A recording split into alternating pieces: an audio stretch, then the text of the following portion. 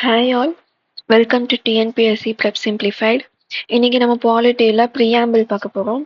So இதுக்கு முன்னாடி பார்த்தீங்கன்னா historical background, salient features and making of Indian constitution 3 டாப்பிக்கும் நம்ம கவர் பண்ணிட்டோம். ஸோ இன்னைக்கு ப்ரியாம்பிள்லேருந்து ஸ்டார்ட் பண்ணலாம். ஸோ ஃபஸ்ட்டு அதுக்கு முன்னாடி ப்ரியாம்பிள்னா என்ன நம்மளுக்கு தெரியணும். ஸோ ப்ரியாம்பிள்னா இப்போ வந்து ஒரு புக்கில் ப்ரிஃபேஸ் இல்லைனா இண்டெக்ஸ் பேஜை வச்சு அந்த புக்கில் என்ன இருக்குன்னு நம்ம ஓரளவுக்கு கெஸ் பண்ண முடியும் இல்லைங்களா. ஸோ அதே மாதிரி தான் ப்ரியாம்பிள்ங்கிறது இந்த கான்ஸ்டியூஷனுக்கு புக் மாதிரிங்களா. இந்த கான்ஸ்டியூஷன்ல இருக்க கண்டென்ட் எல்லாம் எதை பேஸ் பண்ணி இருக்கும் அப்படிங்கிற மாதிரி அதுக்கு ஒரு ஜிஸ்ட் கொடுக்கறது தான் ப்ரியாம்பிள். ஓகேங்களா. ஸோ இந்த புக்கை ஃபுல்லாக படிச்சிலன்னா கான்ஸ்டியூஷனை மொத்தமாக படித்தா நம்மளுக்கு என்ன ஒரு 1 லைனில் சொல்ல சொன்னால் இது எதை பேஸ் பண்ணி இருக்குன்னு சொல்ல சொன்னால் நம்ம சொல்லுவோம் இல்லைங்களா. அது மாதிரி தான் இந்த ப்ரியாம்பிள். ஓகே, ப்ரியாம்பிள் வந்து எதை பேஸ் பண்ணி இருக்குன்னா ஜவஹர்லால் நேரு பாஸ் பண்ண அப்ஜெக்டிவ் ரெசல்யூஷனை பேஸ் பண்ணி தான் இருக்கு. இது வந்து கான்ஸ்டியூஷன் அசம்பிளியில் பாஸ் பண்ணியிருப்பாங்க. அந்த டீட்டெயில் எல்லாம் உங்களுக்கு மேக்கிங் ஆஃப் தி கான்ஸ்டியூஷனை நான் சொல்லியிருப்பேன். ஸோ இது பேசிக்லி ப்ரியாம்பிள் வந்து எதை பேஸ் பண்ணி இருக்குன்னு கேட்டாங்கன்னா அப்ஜெக்டிவ் ரெசல்யூஷன். ஓகே, ப்ரியாம்பிளை வந்து அமெண்ட் பண்ணியிருக்காங்களா அப்படின்னா பண்ணியிருக்காங்க. இது வரைக்கும் ஒரு டைம் பண்ணியிருக்காங்க. 42nd கான்ஸ்டியூஷனல் அமெண்ட்மெண்ட் ஆக்ட் 1976 வந்து இதை அமெண்ட் பண்ணி 3 வேர்ட்ஸ் வந்து ஆட் பண்ணியிருப்பாங்க.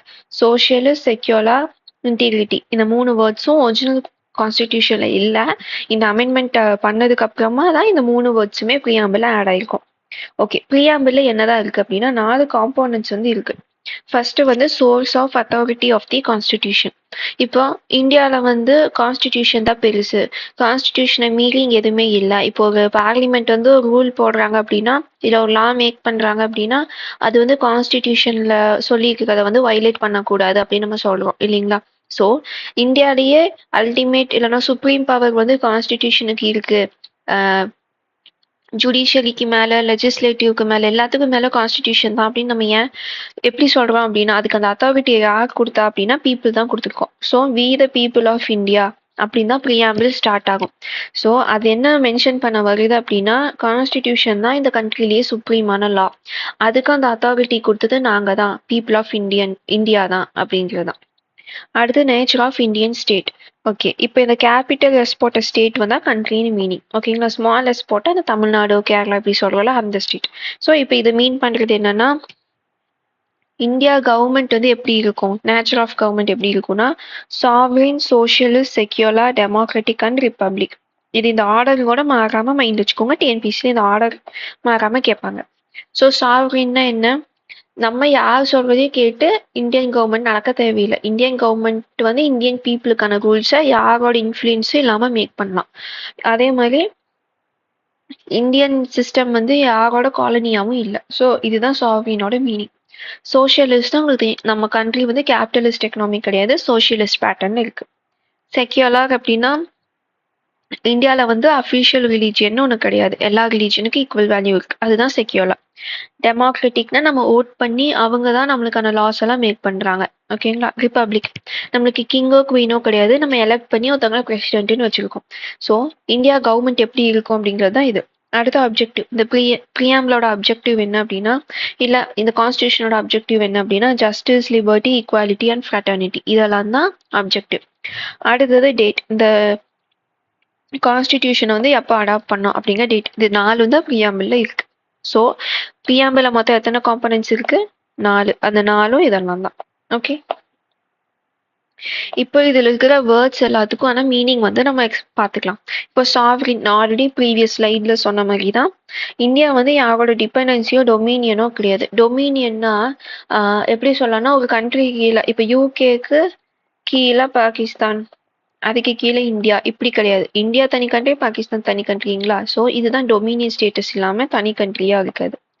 ஓகே, ஸோ இந்தியா வந்து யாரோட டொமினியனும் கிடையாது, டிபெண்டன்சியும் கிடையாது. ஸோ சாவரின் அதாவது இந்தியா வந்து ஃபாரின் டெரிட்டரியை வந்து அக்வயர் பண்ணலாம், வார் மூலியமாவோ இல்லை ரெஃபரண்டம் மூலியமாவோ நம்ம அக்வயர் பண்ணவும் முடியும். நம்ம கிட்ட இருக்க பார்ட்டை வந்து சீட்னா கொடுக்குறதுன்னு அர்த்தம். ஃபார் எக்ஸாம்பிள் கச்சத்தீவு பார்த்தீங்கன்னா நம்ம ஸ்ரீலங்காவுக்கு கொடுத்தோம். ஸோ இந்த ரைட்ஸ் எல்லாம் ஒரு சாவரின் கண்ட்ரினால தான் பண்ண முடியும். ஒரு ஒரு கண்ட்ரிக்கு கீழே இருக்கிற கண்ட்ரினால தன்னிச்சையாக வந்து இதை நான் அவங்களுக்கு தரேன், நான் வாக்கு போய் அந்த கண்ட்ரிலுக்கு இந்த பேட்டர்னை எடுத்துக்கிறேன்னெல்லாம் சொல்ல முடியாது. ஸோ சாவரின்னா இது ரெண்டும் தான் அதோட மீனிங். சோஷியலிஸ்ட். இது வந்து ஒரிஜினல் கான்ஸ்டிடியூஷன்ல வந்து இல்ல. 42nd அமெண்ட்மெண்ட்ல தான் நம்ம வந்து ஆட் பண்றோம். ஸோ சோஷியலிஸ்ட்ங்கிற வேர்டு இல்லனாலும் அதோட கன்டென்ட் வந்து இருந்துச்சு. டிபிஎஸ்பில வந்து இருந்துச்சு. ஓகேங்களா? அதுக்கு எக்ஸாம்பிள் பார்த்தீங்கன்னா, equal wages for men and women. அப்புறமா வெல்த் வந்து இன்இக்வாலிட்டிய வந்து கவர்மெண்ட் வந்து பார்க்கணும். வெல்த் வந்து ஈக்குவலா டிஸ்ட்ரிபியூட் ஆகணும். இது எல்லாமே டிபிஎஸ்பில வந்து நம்ம பார்ப்போம். ஸோ அது எல்லாமே சோஷியலிஸ்ட் ஐடியாலஜி தான். ஸோ நேரடியா சோஷியலிஸ்ட்ங்கிற வேர்டு தான் இல்லையே தவிர, அந்த ஐடியாலஜி நம்மளோட கான்ஸ்டிடியூஷன்ல டிபிஎஸ்பில இருந்துச்சு. காங்கிரஸ் பார்ட்டி ரெசல்யூஷன் 1955 ஆவடி செஷன்ல வந்து socialist pattern of society. So Congress party வந்து டிசம்பர்ல வந்து மீட்டிங் வைப்பாங்க. ஸோ அதில் இருக்கிற 1955 ஆவடி செஷன்ல பார்த்தீங்கன்னா, இந்தியா வந்து சோஷியலிஸ்ட் பேட்டர்ன் ஆஃப் சொசைட்டியா டெவலப் ஆகணும்னு சொல்லியிருப்பாங்க. Okay. Indian brand of socialism is democratic socialism. Communistic socialism கிடையாது. அதாவது கம்யூனிஸ்டிக் சோஷியலிசம்னா எல்லாமே கவர்மெண்ட் தான் முடிவு பண்ணுவாங்க. இப்போ பப்ளிக் ப்ராப்பர்ட்டி தான். பிரைவேட் ப்ராப்பர்ட்டின்னு ஒன்று இருக்கவே இருக்காது. ஸோ இப்போ இந்த கண்ட்ரியில் எவ்வளோ ரைஸ் ப்ரொடியூஸ் ஆகணும், எவ்வளோ சேர் ப்ரொடியூஸ் ஆகணும், இது எல்லாமே கவர்மெண்ட் டிசைட் பண்ணி எந்த ரேட்டில் விற்கணும் எல்லாமே கவர்மெண்ட் தான் டிசைட் பண்ணுவாங்க. அதுதான் கம்யூனிஸ்டிக் சோஷியலிசம். டெமோக்ராட்டிக்னா நம்ம கண்ட்ரி இப்போ இருக்குல்ல மிக்சட் எக்கனாமி, அதுதான் டெமோக்ராட்டிக் சோஷியலிசம். ஸோ இது வந்து சுப்ரீம் கோர்ட் சொன்ன ஒரு quote. Democratic socialism aims to end poverty, ignorance, disease and inequality of opportunity. Okay. அடுத்து பார்த்தீங்கன்னா, எக்கனாமிக் பாலிசி ஆஃப் 1991 வந்து இந்த பிரின்சிபல் எல்லாத்தையுமே கொஞ்சம் டைல்யூட் பண்ணியிருக்கும். பிகாஸ் நம்ம மிக்சட் எக்கனாமியாக இருக்கிறத விட இப்போ லைட்டாக கவர்மெண்ட்டோட ரோல் வந்து கம்மியாக இருக்குங்களா, நிறையா டிஸ்இன்வெஸ்ட்மெண்ட் எல்லாம் பண்ணியிருக்காங்க. ஸோ நம்மளுக்கு 1991 வரைக்கும் இருந்ததை விட இப்போ சோஷியலிஸ்ட் பேட்டர்ன் வந்து கொஞ்சம் கம்மியாக இருக்குன்னு சொல்லலாம். ஸோ இந்தியன் சோஷியலிசம் வந்து மார்க்சிசமும் காந்திசமும் மிக்ஸ் ஆகிருக்கும். கொஞ்சம் அதிகமாக காந்திசம் இருக்கும் மார்க்சிசமை விட. ஸோ இதுதான் இந்தியன் சோஷியலிசமை பற்றி இருக்கிற கண்டென்ட். அடுத்தது பார்த்தீங்கன்னா செக்யூலர். ஸோ இதுவும் ஆல்ரெடி சொன்ன மாதிரி 42nd அமெண்ட்மெண்ட்ல தான் ஆட் பண்ணியிருப்பாங்க. அமெண்ட்மெண்ட்டுக்கு முன்னாடியுமே செக்யூலர் கான்செப்ட் இருக்கும். ஆனால் அந்த வேர்டு தான் இருந்திருக்காது. செக்யூலர் கான்செப்ட் எங்கே வந்துருக்குன்னா ஃபண்டமெண்டல் ரைட்ஸ்ல இருக்கும். ஆர்டிகல் 25 to 28 வந்து செக்யூலர் நேச்சரை பற்றி பேசும். இந்தியாவில் வந்து பாசிட்டிவ் கான்செப்ட் ஆஃப் செக்யூலரிசம் தான் இருக்கு, நெகட்டிவ் கான்செப்ட் இல்லை. ஸோ பாசிட்டிவ் கான்செப்ட் ஆஃப் செக்யூலரிசம்னா என்ன, நெகட்டிவ் கான்செப்ட் ஆஃப் செக்யூலரிசம்னா என்னன்னு நான் சாலியன் ஃபீச்சர்ஸ்லேயே உங்களுக்கு சொல்லியிருப்பேன். ஸோ அது பார்த்தீங்கன்னா உங்களுக்கு இங்கே என்ன சொல்ல வரேன்னு உங்களுக்கு புரியும். அடுத்த வேர்டு என்னன்னா டெமோக்ராட்டிக். டெமோக்ராட்டிக்னு என்ன, பீப்புளே அவங்கள யார் ரூல் பண்ணணும்னு ஓட் பண்ணி டிசைட் பண்ணுறது தான் டெமோக்ராட்டிக் செட்டப்னு நம்ம சொல்லுவோம். இந்த டெமோக்ரஸியை வந்து டைரக்ட் அண்ட் இன்டைரக்ட்னு ரெண்டாக பிரிப்பாங்க. இந்தியாவில் இருக்கிறது பார்த்தீங்கன்னா இன்டைரக்ட், ரெப்ரசன்டேட்டிவ், பார்லிமெண்டரி டெமோக்ரஸின்னு சொல்லுவாங்க. ஏன் இதை இப்படி சொல்கிறாங்கன்னா, இப்போ வந்து பீப்புள் இருக்காங்க, பீப்புள் வந்து ஒருத்தவங்களை ஓட் பண்ணி எம்பின்னு ஒருத்தவங்களை சூஸ் பண்ணுறாங்க. இந்த எம்பி எல்லாம் ஓட் பண்ணி தான் ஒரு பில் வந்து பாஸ் பண்ணுறாங்க இல்லைங்களா. ஸோ பில்னா என்ன, இதெல்லாம் பார்லிமெண்ட் டாப்பிக்கில் பார்ப்போம். இப்போதைக்கு எம்பி எல்லாரும் சேர்ந்து தான் நம்மளுக்கான லாஸ் வந்து மேக் பண்ணுறாங்கன்னு ஞாபகம் வச்சுக்கோங்க. அந்த எம்பி எல்லாம் எப்படி எம்பி ஆகுறாங்க, பீப்புள் ஓட் பண்ணி. ஸோ இதுதான் இன்டைரக்ட். பீப்புள் இன்டைரக்டாக அவங்களுக்கு வேணுங்க லாஸை கிரியேட் பண்ணுறாங்களா, இல்லை கிரியேட் பண்ணுறாங்க இங்கே. ஸோ டைரக்ட் டெமோக்ரஸினா பீப்புளே லாவை வந்து மேக் பண்ணுவாங்க, பீப்புளே ஓட் போடுவாங்க இந்த லா எங்களுக்கு வேணுமா வேண்டாமான்னு. ஸோ அதுதான் டைரக்ட் டெமோக்ரஸி. டைரக்ட் டெமோக்ரஸி பார்த்தீங்கன்னா சுவிட்சர்லாண்டில் இருக்கு, இன்டைரக்ட் பார்த்தீங்கன்னா இந்தியா இருக்கு. ஓகேங்களா. ஸோ ஏன் இந்தியாவில் வந்து டைரக்ட் டெமோக்ரஸி வைக்கல அப்படின்னா, சிம்பிள் திங். இப்போ வந்து ஒரு லோக்சபா எலெக்ஷனுக்கே பார்த்தீங்கன்னா அந்த எலெக்ஷன் ப்ராசஸ் எவ்வளோ நாள் நடக்குது, அதுக்கு எவ்வளோ செலவாகுது. ஏன்னா இந்தியா ரொம்ப பெரிய கண்ட்ரி. ஸோ அப்படி இருக்கும்போது இங்கே ஒரு லா வேணும்னு இந்தியன்ஸ் எல்லாத்துக்கிட்டையும் வந்து நம்ம கேட்டோம் அப்படின்னா அது ரொம்ப டைம் கன்சியூமிங்காக இருக்கும். செகண்ட் வந்து பார்த்தீங்கன்னா ஃபினான்ஷியலி நம்மளால அவ்வளோ செலவு பண்ண முடியாது. ஸோ நம்மளோட பாப்புலேஷன் அண்டு நம்மளோட ஜாகிரபிக்கல் வாஸ்ட்னஸ் தான் இன்டைரக்ட் டெமோக்ரஸி சூஸ் பண்ணக்கு காரணம். டைரக்ட் டெமோக்ரஸியில் பார்த்தீங்கன்னா மோஸ்ட்டாக ரொம்ப இந்த ஸ்மால் கண்ட்ரீஸில் தான் நீங்கள் பார்க்க முடியும். ஏன்னா அங்கே பாப்புலேஷனும் கம்மியாக இருப்பாங்க. ஸோ அங்கே இது இம்ப்ளிமெண்ட் பண்ணுறது கொஞ்சம் ஈஸியாக இருக்கும். So okay. இப்போ பீப்புளாக சேர்ந்து தான் உங்களுக்கு வேணுங்க டிசிஷன் எடுப்பாங்க நம்ம சொல்கிறோம் இல்லைங்களா. அது எப்படி எடுப்பாங்கன்னா இந்த 4 டிவைஸ் யூஸ் பண்ணி எடுப்பாங்க. ரெஃபரண்டம் அப்படின்னா மோஸ்ட்டாக இது வந்து ஒரு பார்ட் ஆஃப் தி ஏரியா எந்த கண்ட்ரி கூட சேரணும்னு நினைக்கிறாங்க, அந்த மாதிரி பிரச்சனை வரும்போது ரெஃபரண்டம்னு சொல்லுவாங்க அதைய. ஸோ இப்போ நாங்கள் இந்தியா கூட இருக்கோம், பாகிஸ்தான் கூட இருக்கோம், அந்த மாதிரி காஷ்மீரில் வந்து ரெஃபரண்டம் வைக்கலாமான்னு ஃபர்ஸ்ட் 1950s வந்து அந்த டாக் போயிருக்கும். ஸோ இது மாதிரி எந்த கண்ட்ரி கூட சேர்றது இந்த மாதிரி பிரச்சனை வரும்போது பீப்புள் அங்கே இருக்கவங்க ஓட் பண்ணுவாங்க, நாங்கள் பாகிஸ்தான் கூட சேரோம், ஆல்வேஸ் இந்தியா கூட சேரும். அந்த டேர்மை வந்து ரெஃபரண்டம்னு சொல்லுவாங்க. இனிஷியேட்டிவ் அப்படின்னா பீப்புளா வந்து எங்களுக்கு இந்த மாதிரி லாஸ் வேணும், இந்த மாதிரி ரூல்ஸ் அமெண்ட் பண்ணுங்கன்னு பீப்புளா வந்து கேட்பாங்க. அதை வந்து இனிஷியேட்டிவ்னு சொல்லுவோம். ரீகால்னா அவங்க எலெக்ட் பண்ண எம்பி, எம்எல்ஏ இவங்க எல்லாத்தையும் ரீகால் பண்ணுவாங்க. அதாவது நீங்க போய் நாங்க நினைச்ச மாதிரி ஒர்க் பண்ணல, ஸோ நீங்க வந்து இனிமேல் எங்களை ரெப்ரசென்ட் பண்ணி அசம்பிளிக்கு போகாதீங்கன்னு சொல்லி அவங்க ரிவோக் பண்ணிக்குவாங்க. அதுக்கப்புறம் அவங்க எம்எல்ஏவா இருக்க மாட்டாங்க, இல்ல எம்பியா இருக்க மாட்டாங்க. அதுதான் ரீகால். அந்த பவருக்கு பேர் தான் ரீகால்.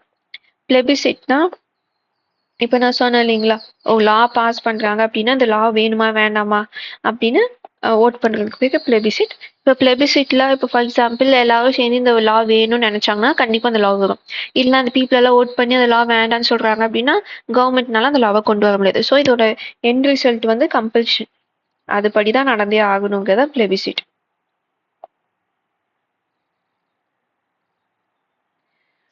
ஓகே, இந்தியாவில் வந்து டெமோக்ரஸி இருக்குங்கிறதுக்கான ப்ரூஃப் என்னன்னா universal adult franchise, periodic election, rule of law, independence of judiciary, absence of discrimination. இதெல்லாம் தான் டெமோக்ரஸி இருக்கிறதுக்கான ஒரு ப்ரூஃப்.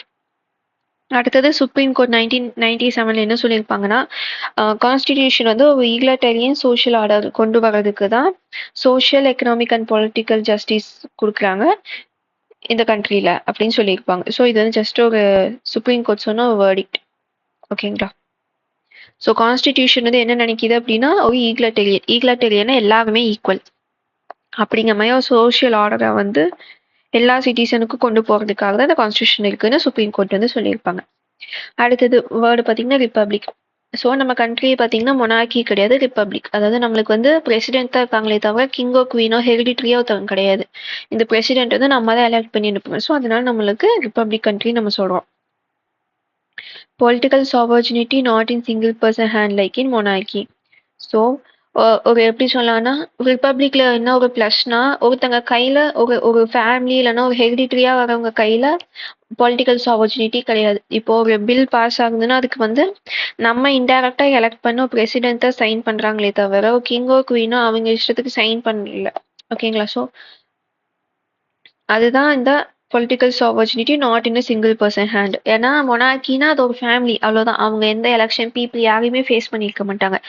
அதுவே நீங்க ஒரு பிரசிடென்ட்னா ஒரு பிரசிடென்ட்டோட சைன்னா அதோட மீனிங் என்ன, பீப்புள் எல்லாரும் சேர்ந்து இன்டைரக்டா எலெக்ட் பண்ண ஒரு பர்சன் தான் இந்த பில்லை பாஸ் பண்றாங்க, சைன் பண்றாங்கன்னு அர்த்தம். ஓகேங்களா. அதுதான் ரெண்டு டிஃபரன்ஸ். அடுத்தது ஆப்சன்ஸ் ஆஃப் ப்ரிவிலேஜ்டு கிளாஸ். இப்போ கிங்கோ குவீனோ இருக்காங்கன்னா அவங்க ப்ரிவிலேஜ்னு அர்த்தம். மற்ற பீப்புள்னால கிங் ஆக முடியாது, அந்த ஃபேமிலியில் இருக்கவங்க தான் கிங் ஆவாங்க இல்லை குவீன் ஆவாங்க. ஆனா பிரசிடென்ட்னா அப்படி கிடையாது. பிரசிடென்ட்ல வந்து பாத்தீங்க அப்படின்னா யார் வேணா போய் எலெக்ஷன்ல நிக்கலாம். எல்லா இந்தியன் சிட்டிசனும் எலெக்ஷன்ல நிக்க முடியும். நீங்க நான் யார் வேணா போய் பிரசிடென்ட் எலெக்ஷன்ல நிக்க முடியும். ஸோ அதுதான் ரிப்பப்ளிக்குக்கும் மொனார்க்குக்கும் இருக்க வித்தியாசம். நெக்ஸ்ட் வந்து ஜஸ்டிஸ். இந்த வேர்டு வந்து நம்ம ரஷ்யன் ரெவல்யூஷன் 1917 இருந்து எடுத்துருப்போம். ஜஸ்டிஸ் வந்து social, economic and political 3 type justice இருக்கு. அது வந்து நம்ம ஃபண்டமெண்டல் ரைட்ஸ்லயும் டிபிஎஸ்பி வழியாகவும் நம்ம வந்து என்ஷூர் பண்ணியிருக்கோம். ஓகே, சோஷியல் ஜஸ்டிஸ்னா என்னன்னா equal treatment of all citizen without any social distinction. So caste, colour, gender இதை வச்சு ஒருத்தவங்களை டிஸ்கிரிமினேட் பண்ணாம நம்ம equal treatment of all citizens எல்லாத்தையும் ஈக்குவலாக ட்ரீட் பண்ணுறது தான் சோஷியல் ஜஸ்டிஸ். அதே எக்கனாமிக் ஜஸ்டிஸ்னா நான் discrimination between people based on economic factors. அதாவது ஒருத்தன் ஏழை ஒருத்தன் பணக்காரங்கிறத வச்சு டிஸ்கிரிமினேட் பண்ணாம நம்ம இருக்கிறதான் எக்கனாமிக் ஜஸ்டிஸ்ன்னு சொல்லுவோம்.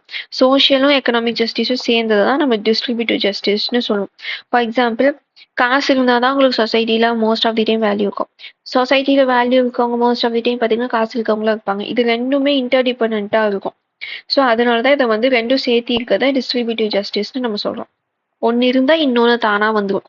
ஃபார் எக்ஸாம்பிள், இப்போ சொசைட்டியில் ஒருத்தவங்க வேல்யூவாக பவர்ஃபுல்லாக இருக்காங்கன்னா கொஞ்ச நாளில் கண்டிப்பாக அவங்களுக்கு ஒரு எக்கனாமிக்கலி அவங்க கொஞ்சம் மேலே போவாங்க. ஃபார் எக்ஸாம்பிள், நம்ம கண்ணால் பார்த்துருப்போம், சில பேர் கவுன்சிலர் ஆவாங்க, இல்லைன்னா ஒரு சின்ன ஸ்மால் போஸ்ட்ல வந்து இருப்பாங்க. ஸ்டார்டிங்ல ரொம்ப லோ லெவல்ல இருப்பாங்க. ஆனால் போக போக பார்த்தீங்கன்னா அவங்க சொசைட்டியில் கவுன்சிலர்னு ஒரு வேல்யூ இருக்கும். போக போக அவங்க கிட்ட மணியும் வரும். அப்போ அவங்க automatically social and economic justice வந்து ரீச் பண்ணிடுவாங்க. இல்லைன்னா ஒருத்தங்கிட்ட அமௌண்ட் இருக்கும், ஆட்டோமேட்டிக்காக பீப்புள் அவங்கள ரெஸ்பெக்ட் பண்ண ஆரம்பிப்பாங்க. ஸோ இதுதான் ஒன்று இருந்தால் இன்னொன்று தானாக வருங்கிறனால தான் இதை வந்து டிஸ்ட்ரிபியூட்டிவ் ஜஸ்டிஸ் அப்படிங்கிற மாதிரி சொல்லுவோம். அடுத்து பொலிட்டிக்கல் ஜஸ்டிஸ்னா all citizen have equal political rights, equal access to all political office. So இப்போ யாராக இருந்தாலும் எலெக்ஷனில் நிற்கலாம் இல்லைங்களா? ஸோ இந்த ஜெண்டரில் இருக்கணும் எந்த டிஸ்கிரிமினேஷனும் கிடையாது. நம்ம மேலே கேஸ் இல்லாமல் இதுமாதிரி ஒரு சில அந்த எலிஜிபிலிட்டி க்ரைட்டீரியா தான் இருக்குமே தவிர இவ்வளோ age ஆகிருக்கணும்.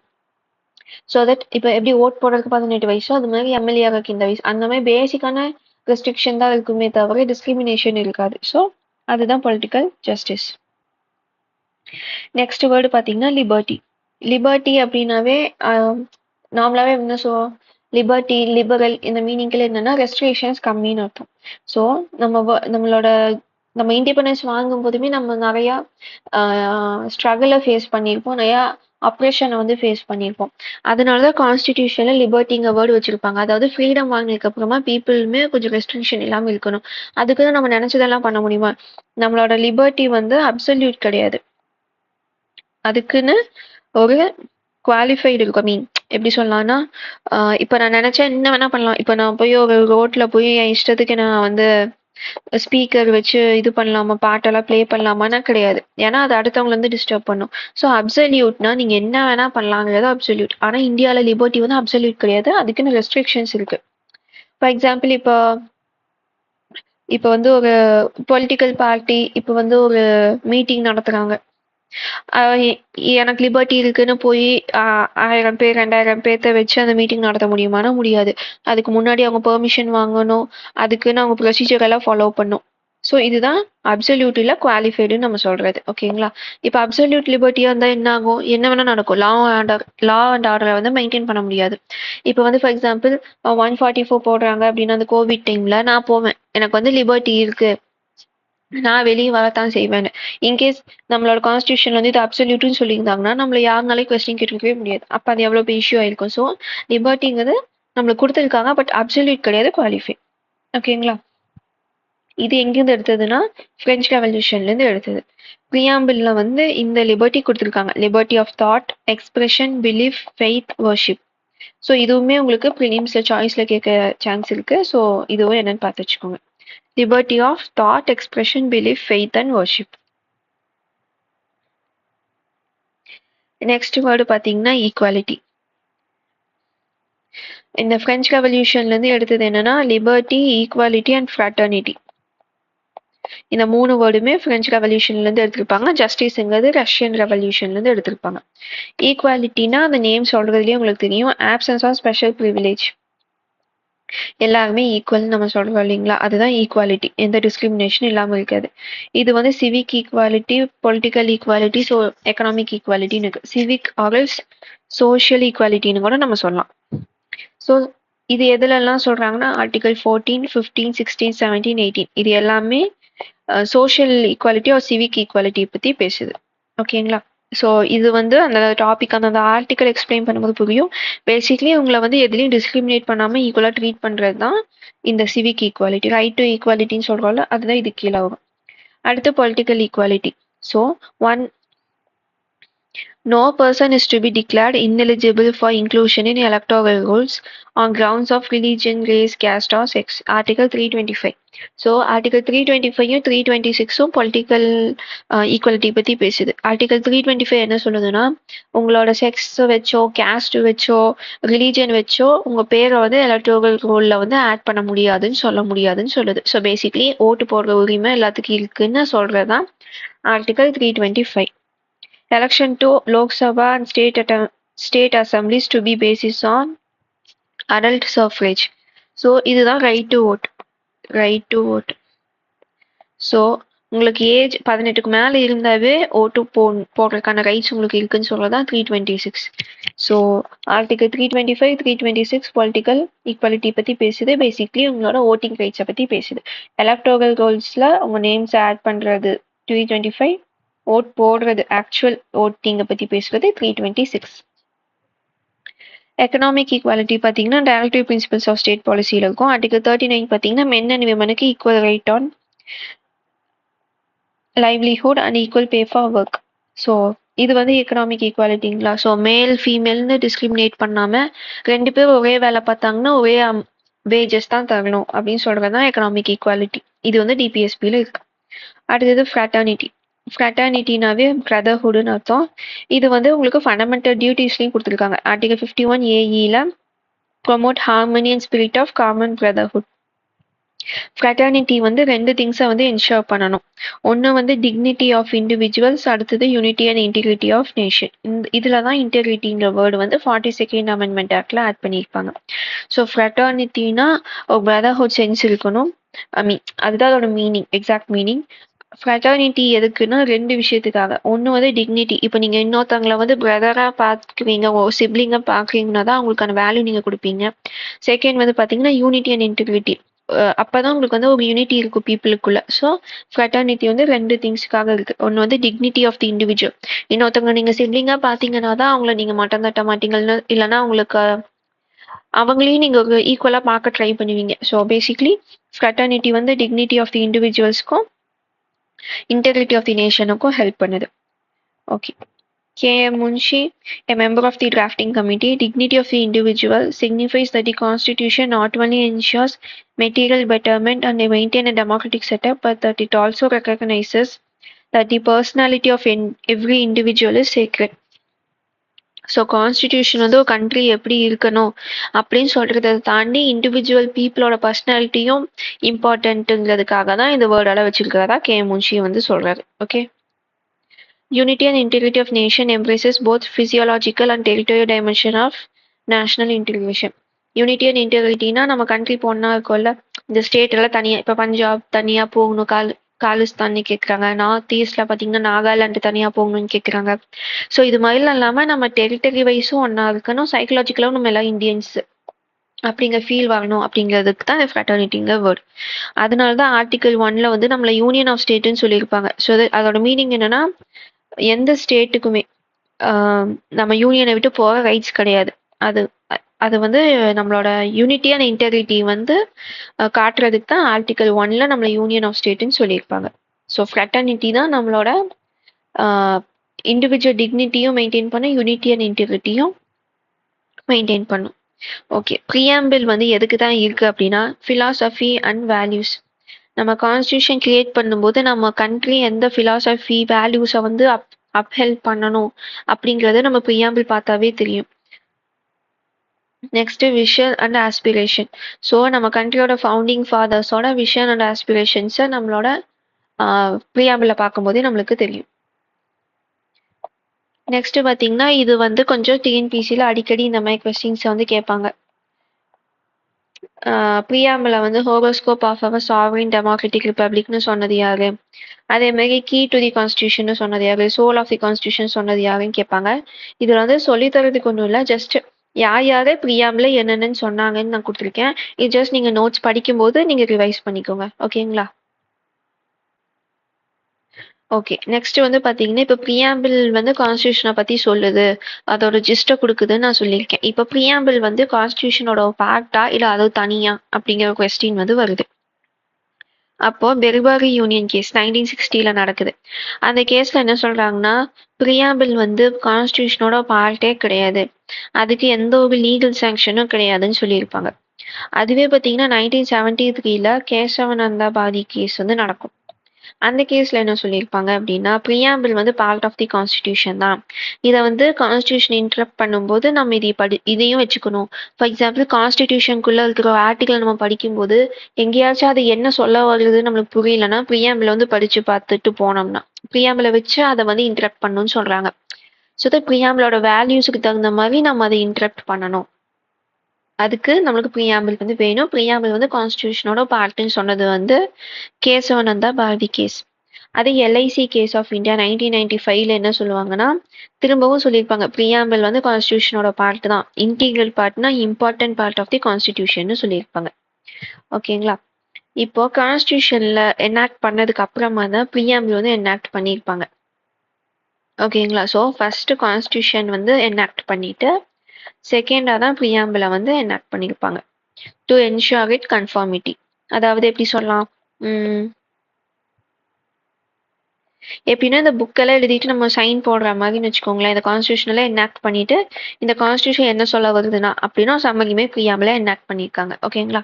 The constitution assembly formally adopted it confirming it status as a part of the constitution. So கான்ஸ்டியூஷனோட ஒரு பார்ட் தான் ப்ரியாம்பிளுக்கு ப்ரூஃப் என்ன, கான்ஸ்டியூஷன் அசம்பிளி.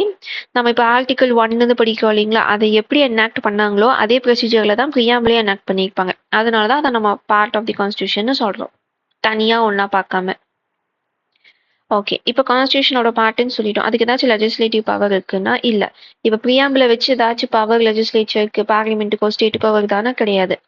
ஆனா இதுக்கு வந்து இண்டிபெண்டா லீகல் எஃபெக்ட் கிடையாது. இண்டிபெண்டா ப்ரியாம்பிளை வச்சு ப்ரியாம்பிள் இது சொல்லியிருக்காங்க, எனக்கு இது கிடைக்கலன்னு போய் நீங்க கேஸ் போட முடியாது. ஃபார் எக்ஸாம்பிள் எக்கனாமிக் ஈக்குவாலிட்டி வந்து ப்ரியாம்பிள் வந்து சொல்லியிருக்காங்க. இப்போ நான் ஒரு ஃபீமேல், என் கூட ஒரு மேல் ஒருத்தவங்க வேலை பார்க்குறாங்க. அவங்களுக்கு 2000 ரூபாய் சேலரி, நானும் அதே வேலை தான் பார்க்குறேன், எனக்கு 1500 ரூபாய் சேலரி. இப்போ இங்கே என்ன ஆகுது, எக்கனாமிக் இன்இக்வாலிட்டி நடக்குது, ஈக்குவாலிட்டி இல்லை. இப்போ நான் போய் கேஸ் போட முடியுமா, ப்ரியாம்பிள்ல வந்து எக்கனாமிக் ஈக்குவாலிட்டி கொடுக்க சொல்லியிருக்காங்க பட் எனக்கு கொடுக்கவே இல்லைன்னா இல்லை. இது மாதிரி கேஸ் போட முடியாது. இண்டிபெண்டா ப்ரியாம்பிள்க்குன்னு ஒரு லீகல் எஃபெக்ட் வந்து கிடையாது. ஆனா அதர் பார்ட்ஸோட சேர்த்தி அதுக்கு லீகல் எஃபெக்ட் இருக்கு. இப்போ ஃபார் எக்ஸாம்பிள் பார்த்தீங்கன்னா செக்யூலர் நோ வேர்டு இருக்கு, அதுக்கு ஃபண்டமெண்டல் ரைட்ஸ் இருக்கு. ஸோ ஃபண்டமெண்டல் ரைட்ஸ் கூட சேர்த்து ப்ரியாம்பிள பார்த்து நம்ம லீகல் எஃபெக்ட் போக முடியுமே தவிர இண்டிபெண்டா ப்ரியாம்பிளை மட்டும் எடுத்துக்கிட்டு அதனால ஒரு கேஸ் பண்ண முடியாது. அதோட சேர்த்தி கான்ஸ்டிடியூஷனோட மற்ற பார்ட்டோட சேர்த்துனாதான் அதுக்கு லீகல் எஃபெக்டே கிடைக்கும். ஓகேங்களா. The provisions of the preamble cannot be enforced in courts. நான் இப்போ சொன்னதுதான் இதுவுமே நான் ஜஸ்டிசபிள், டிபிஎஸ்பி மாதிரியே தான் இதுவும். Can the preamble B amended? Preamble வந்து இந்த அமெண்ட் பண்ண முடியுமான்னு கேசவானந்த பாரதி கேஸ்ல தான் வரும். அப்பதான் அது வந்து பார்ட் ஆஃப் தி கான்ஸ்டிடியூஷன், அதை வந்து அமெண்ட் பண்ண முடியும்னு சொல்லியிருப்பாங்க. சொன்ன கேஸ் இது, ப்ரியாம்பிளை வந்து அமெண்ட் பண்ண முடியும்னு சொன்ன கேஸ் வந்து கேசவானந்த பாரதி கேஸ். அது அமெண்ட் பண்ண முடியும்னு சொல்லியிருக்காங்க. இது வரைக்கும் ஒரு டைம் தான் அமெண்ட் பண்ணியிருக்காங்க, 42nd அமெண்ட்மெண்ட் ஆஃப் 1946ல. சாரி 1976ல வந்து அதை அமெண்ட் பண்ணியிருப்பாங்க. ஓகே, இதோட ப்ரியாம்பிள் வந்து எண்ட் ஆகுது. ஸோ இதுக்கு அடுத்தது வந்து பார்த்தீங்கன்னா ஸ்டேட்ஸ், யூனியன் டெரிட்டரிஸ், அதாவது நம்ம ஆர்டிகல் 1லேருந்து நம்ம இதுக்கப்புறம் படிக்க ஆரம்பிப்போம். ஸோ ப்ரியாம்பிள்லேருந்து கொஞ்சம் இம்பார்ட்டன்ட் டாபிக்ஸ் வந்து ஆரம்பிக்கும். ப்ரியாம்பிளில் நீங்கள் வந்து அதிகமாக படிக்க வேண்டியது என்னன்னா, அந்த இம்பார்ட்டன்ட் வேர்ட்ஸ் இருக்கு இல்லைங்களா, சாவர்ஜினிட்டி, ஜஸ்டிஸ், அதுக்கு எவ்வளோ இம்பார்ட்டன்ஸ் தெரியுங்களோ அதுக்கு ஈக்குவலாக நம்ம வந்து இந்த இந்த கோர்ட்ஸுக்கும் நம்ம வந்து இம்பார்ட்டன்ஸ் தரணும். இதையும் கேட்க சான்ஸ் இருக்கு. அப்புறமா லாஸ்ட் இயர் வந்து இந்த கேசஸ் எல்லாம் கேட்க ஆரம்பிச்சாங்க. ஸோ எந்தெந்த கேஸ்ல என்னென்ன சொல்லியிருக்காங்க அப்படிங்கிறதையும் நீங்க வந்து பார்த்து வச்சுக்கோங்க. எதுல வந்து பார்ட் ஆஃப் தி கான்ஸ்டியூஷன் சொன்னாங்க, இன்டீகிரல் பார்ட் ஆஃப் தி கான்ஸ்டியூஷன் சொன்னது எது. ஸோ ப்ரியாம்பிள் ரிலேட்டடா இந்த 3 கேஸ் இருக்கு. ஸோ ப்ரியாம்பிள் ரிலேட்டடா என்னென்ன கேஸ் இருக்குன்னா 3 கேஸ் இருக்கு. ஸோ இதெல்லாம் மைண்ட்ல வச்சுக்கோங்க. ஸோ இதெல்லாம் தான் இம்பார்ட்டன்ட் ப்ரியாம்பிள்ல. ஸோ நம்ம நெக்ஸ்ட் வீடியோல நெக்ஸ்ட் டாபிக் பார்க்கலாம்.